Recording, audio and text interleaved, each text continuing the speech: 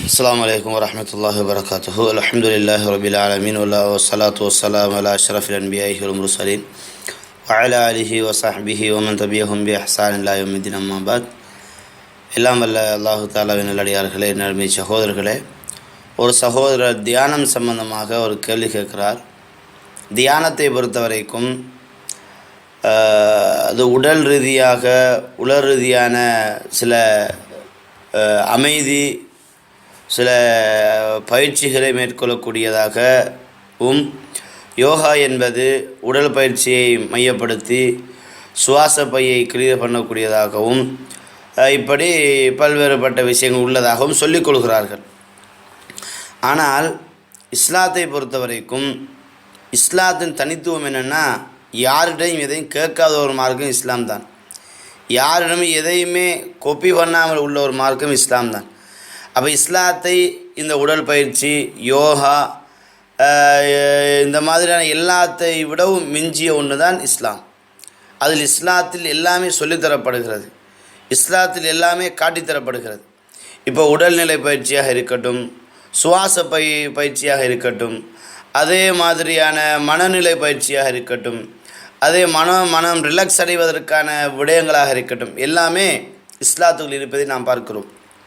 திருமறை அல் குர்ஆனில் அல்லாஹு தஆலா மிக தெளிவாக சொல்கிறான், அலா பிதிக்ரில்லா, அறிந்து கொள்ளுங்கள், அல்லாஹுவை ஞாபகப்படுத்துவதில் உங்கள் உள்ளங்கள் அமைதி பெறும் என்ற செய்தி அல்லாஹ் சொல்கிறான்.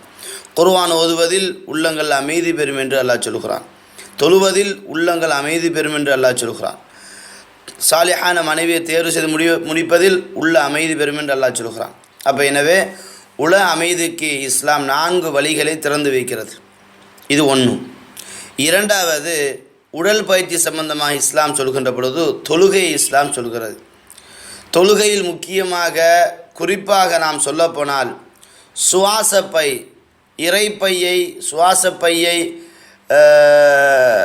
நம்மளுடைய ஹார்ட் ஃபங்க்ஷன்களை கிளியர் ஆக்குவதற்கு இஸ்லாம் தரக்கூடிய நேரம் அதிகாலை தஹஜ்ஜுடைய நேரம்.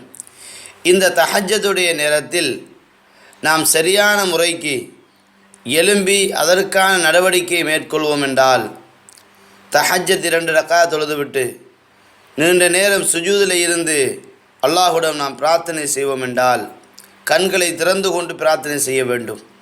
எங்களுடைய உடல் அமைப்புகள் சுஜூதின் போது சரியாக அமைய வேண்டும். 7 உறுப்புகள் பட வேண்டும். அவைகள் தத்தமது உறுப்புகளோடு படாமல் பிரிந்த வண்ணம், அகண்ட வண்ணம், சரியாக அல்லாஹுடைய தூதர் சுஜூது செய்த வண்ணம் சுஜூது செய்தால் உடலுக்கேற்ற எல்லா ஆரோக்கியமும் கிடைக்கும். ஒரு மனிதன் சுஜூதிலிருந்து மூச்சை எடுத்து விடுகின்ற பொழுது அவனுடைய எல்லா இரத்த ஓட்டங்களும் வேகமாக மூளையை அடைவதை நாம் பார்க்கிறோம். அதனால் கண் பார்வை கிளியராகிறது. அதனால் அவனுடைய இரத்த ஓட்டங்கள் வேகத்தை கூட்டுகிறது.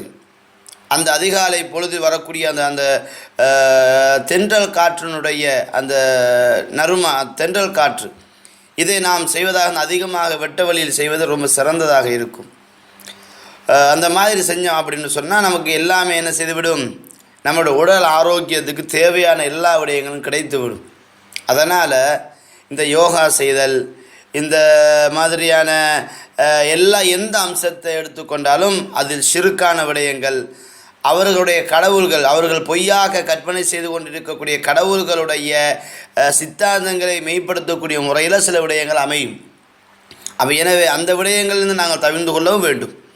அதனால் நம்மளுடைய இஸ்லாம் சொல்லக்கூடிய அடிப்படையை நாம் மேற்கொள்வோமாக இருந்தால் நம்ம தேடக்கூடிய அனைத்து விஷயம் நமக்கு கிடைத்துவிடும். இப்போ கராத்தை எடுத்துக்கொண்டால், வேறு எந்த ஒரு நீங்கள் முறை எடுத்துக்கொண்டாலும் தலைகீழாக நிற்பது அவர்களுடைய பழக்கமாக இருக்கும். அதை தான் நாங்கள் சுஜூதாக செய்கிறோம். சுஜூதின் போது சரியாக செய்வோம் என்று சொன்னால் இரத்த ஓட்டம் சரியாக, கண் பார்வை முன்னோக்கி வருகிறது. அதனால் கண் பார்வை கூர்மை அடைகிறது என்ற செய்தியெல்லாம் நம்ம பார்க்குறோம். அப்போ அதனால் எல்லா விதமான அணுகுமுறை இருந்தாலும் சிறந்த அணுகுமுறையாக இஸ்லாம் இருப்பதனால் அந்த விடயத்தில் நாம் என்ன செய்யலாம், அதிக கரிசனை செலுத்தலாம். அதே போன்று இடைவிடாது தொழுகை இபாதாக்களில் நாங்கள் ஆர்வம் காட்டுவோம் என்று சொன்னால் மன நிம்மதி கிடைக்கும். அல்லாஹோடு அடிக்கடி தொடர்பு கொண்டு பேசக்கூடிய வாய்ப்பு கிடைக்கும்.